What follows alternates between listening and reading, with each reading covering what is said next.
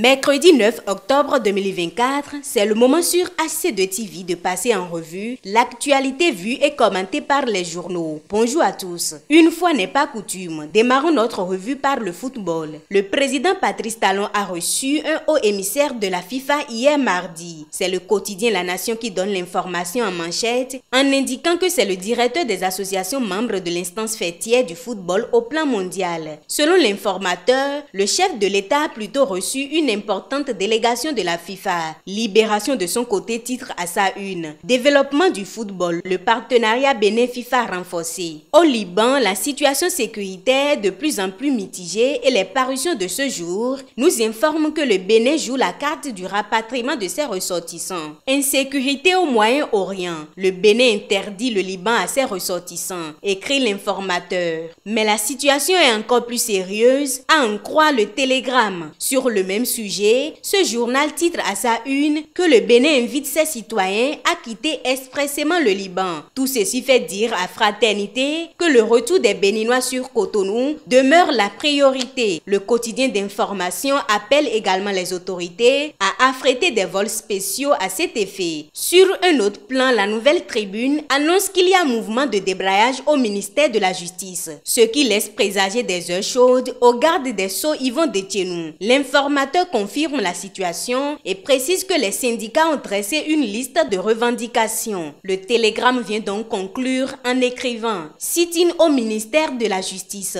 Le syndicat expose ses griefs contre le ministre Déthiénou. » Une info trafic dans cette revue. Libération nous informe que l'AS-SICA Toyota Étoile Rouge sera réhabilité à partir du lundi prochain. En agriculture, le Bénin fait parler de lui avec l'organisation de la Journée mondiale du coton le lundi dernier à Cotonou. Et les journaux en parlent encore. Selon Bénin Intelligent qui rapporte les propos de la directrice de l'Organisation mondiale du commerce, le Bénin est très en avance dans la production du coton. Pour Libération, le Bénin a réussi l'organisation de la 6e journée mondiale de l'or blanc. L'autre quotidien de son côté estime plutôt que Cotonou est la ville mondiale du coton pour le développement durable avec près de 400 acteurs de la filière qui étaient au rendez-vous. Ce sera tout pour la revue de ce jour. Merci de l'avoir suivi et à demain.